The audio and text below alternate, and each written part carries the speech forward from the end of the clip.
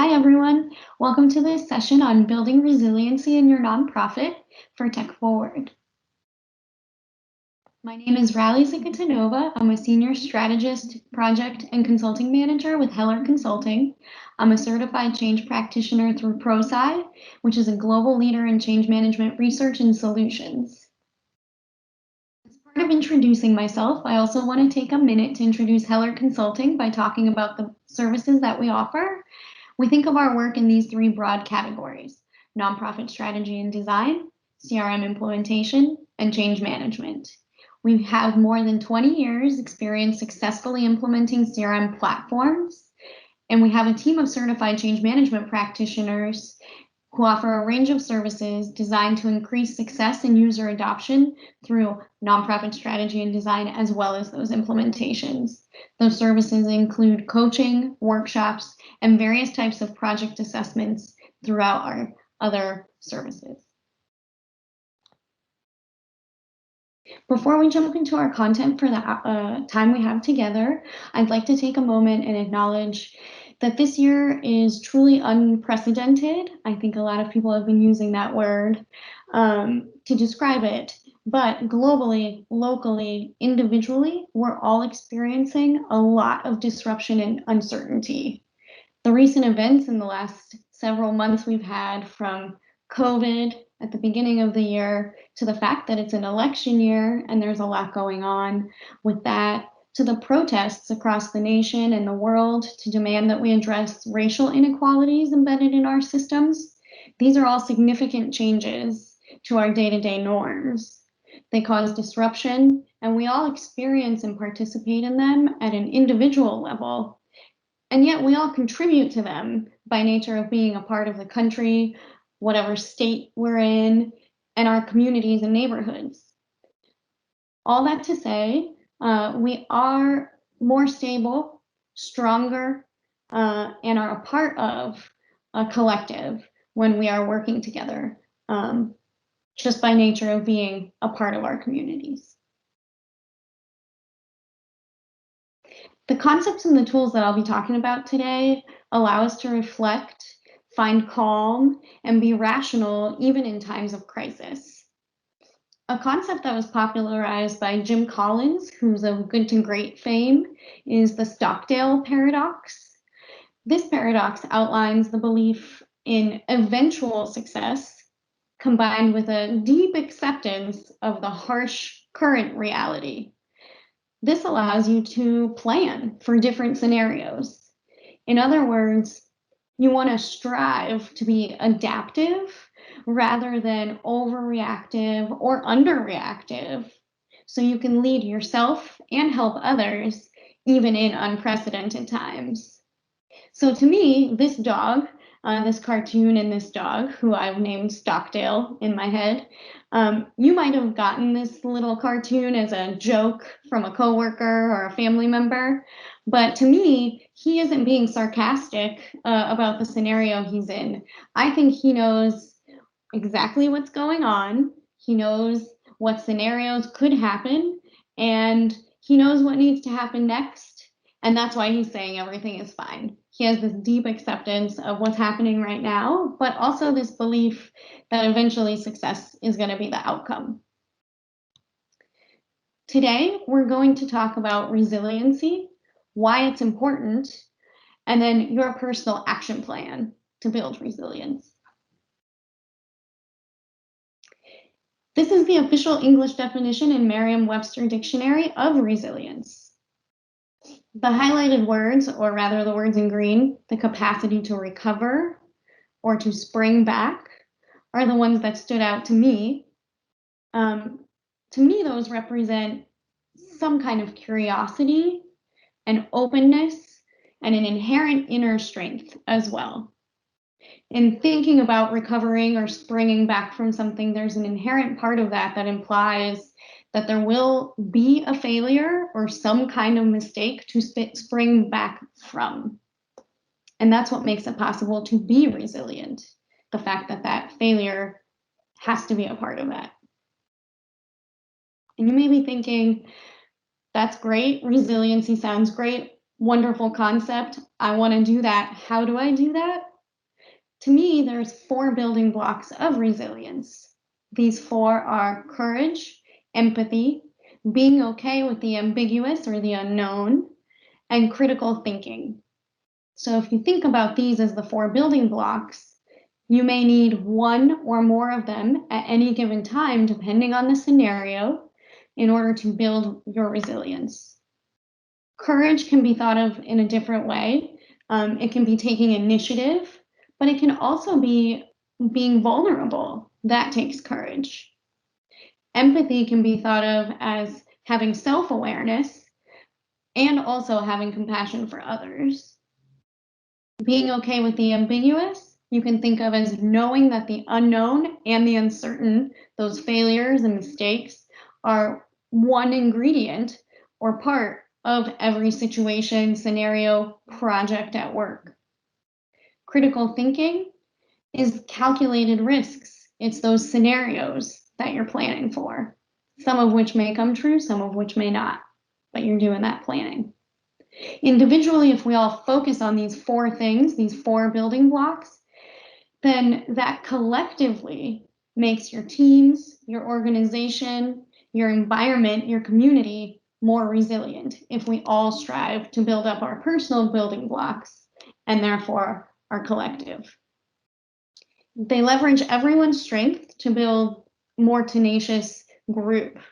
In the workplace, we work with teams of all kinds, with our peers, on our projects, in our departments, cross-functionally, and so forth. That resiliency is also all about being okay with failure, with missing the mark sometimes, but knowing that together you can grow from that and try again. So why is resiliency important?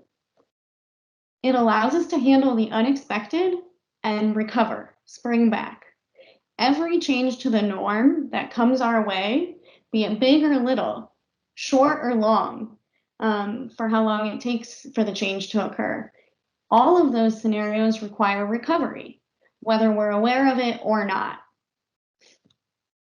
Uncertainty causes more disruptive brain activity, so there's this neuroscience part of it, and it puts us in a state of mind right before we go into fight or flight mode, which many of you are probably familiar with, as the like adrenaline pumping version of what happens when you're in danger, right?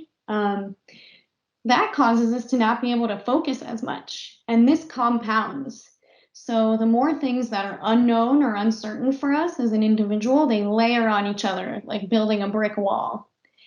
During this time that we're living in the context of COVID, and the way the rest of the world is, there's quite a bit of uncertainty in the everyday. So as much as possible on the projects and the things you're working on, the things that are certain that you have a bit of control over, you want to be able to provide clarity, and make sure that information about those things that you control is easily accessible to yourself and to your peers and your work groups. Even outside of our current state of things, I mentioned COVID and the everyday, the way the world is right now, but even outside of that, the more change that's happening at once, the more projects we have on our plate, the more things might be shifting in the way we're working with our teams or our departments, the more those layers of uncertainty build up, and we inch closer to a state of alert or alarm where we can't focus because we're stressed or overwhelmed. You can think about it like this.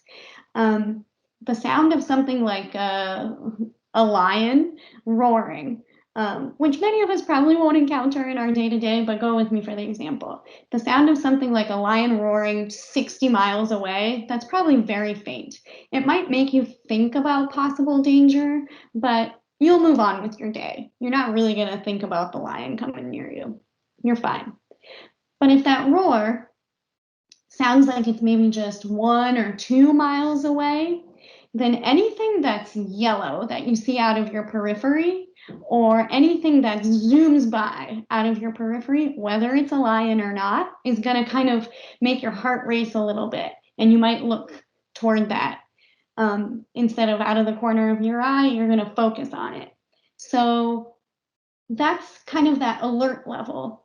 And then the last level is fight or flight mode, where you're in a state of alarm. If you see the lion at the same time that you hear it roar, automatically your body and the chemicals in your brain function in such a way that they're there to solely protect you, and your only focus is that uncertain thing that is a danger to you.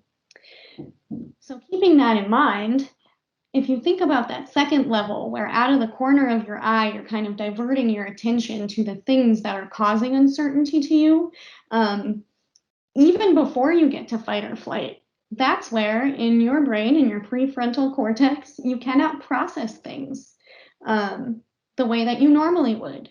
And that's the part of our brain that processes things rationally. That's where rational thinking is. So there is a chemical reaction in your brain that is very real when stressors and uncertainty are present, whether they're a lion or not. They can be other things. So having an emotional reaction first is the natural reaction to any disruption to the norm, to anything that's uncertain, to those things out of the corner of your eye. When something like that happens in the workplace, right, we're not talking about lions in our day-to-day, but when something happens that causes disruption, particularly in the workplace, I ask myself, what's the bigger picture here? How do I fit into it? In what ways can I show up to support that bigger picture and that larger effort? The team that I'm working with, how can I support them? And what are we trying to achieve? That helps me refocus a little bit in that moment. So rather than looking at the thing out of the corner of my eye, I'm able to kind of refocus on the path ahead. Once I have a feel for the answers to those questions, I ask myself, what can I do as an individual contributor? So what can I commit to right now, even if it feels really small, but leverages my strengths to move me and my team forward? That's resilience. And resilience in the workplace enables you and your organization's capacity and readiness to know when change is happening and how you can participate in it. You're equipped to practice resilience individually and harness all of those building blocks that everyone's bringing to the table as an individual to be able to move forward in today's changing landscape. That might be the changing landscape of the world at large, of your organization, of your department, or on a project team that you're on. Developing this capacity to be resilient as individuals and staff is essential to coping and to our ability to know when change is the necessary next step, when we need to pivot, when we need to move to a scenario we planned for. It can be incredibly challenging to wade through the mental clutter and the sense of fogginess when we're in that alert mode, looking at things out of the corner of our eye, not to mention when we kind of go into that next step, into that fight or flight mode, if there's just so much layered on. Lots of things are compounding in those scenarios that are uncertain. So I'm going to share a tool with you all that you can use to do a little bit of self-reflection in moments like that, that's structured, because in those moments, it can be hard to even remember the kinds of questions to ask yourself to bring yourself back onto the path rather than pivoting your attention. They'll help you come up with an action plan and clear that mental clutter and fog up a bit so that you can refocus. To use the action plan, think of a particular project, event, or a specific task that you're trying to work on or through. So that's your first step. You need to have a focus for the self-reflective questions. What is it that you're working on? For example, maybe it's your new donation forms that you'll be using at a virtual auction in a couple of months, and you feel like you don't even know where to start with getting those up and running. Block off 20 to 30 minutes to sit down and answer the questions in the action plan. Be honest with yourself as you do it. If you only have 10 minutes, start at the top of the questions and get through as many as you can. Maybe it's just one, maybe it's 2 or 3. Your goal is to reflect and determine if there's a clear blocker for you to be able to recover from that mental whirlwind that you might have and be able to refocus on what the best next steps are, what actions you need to take.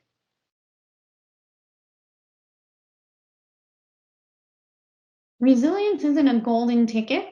It doesn't get rid of or prevent difficulty or those feelings that we have when uncertainty is at play. It does, however, give you the tools to build capacity to recover, to spring back. Resiliency is also not just about being tough. It's also about having compassion, awareness, and empathy for others, yes, but also for yourself. And resiliency in the workplace is a group effort. It requires everyone's individual strengths to come together, including yours. And finally, being resilient takes practice. It's constantly coming back to those questions and reflecting and using the building blocks to build your own resiliency. It gives you the tools to shift to a mindset rather than a single event at a time. And eventually, that's an organizational outlook that develops, one that's full of being inquisitive and that's focused on problem solving, to see challenges through a learning lens rather than as something that's unsurmountable, that's a barrier.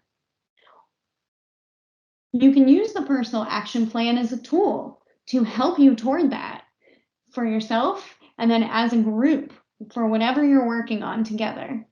You can use it again and again whenever you need it to help you pinpoint actionable steps to take and clear that mental fog. I'll leave you with this quote: "Be brave enough to suck at something new." To me, this really captures the essence of resilience and that Stockdale Paradox we talked about. You know it's going to be successful at the end, and you know there might be some trip ups along the way, but you know collectively you're going to come to it with that problem solving mindset and that resilience to spring back from each of those sources. Visit this URL listed here. Our team has pulled resources just for you on the topic of resiliency and change management more broadly as well. We look forward to hearing from you with your questions. Reach out to us there, and either I or one of my team members who's a change management expert will get back to you.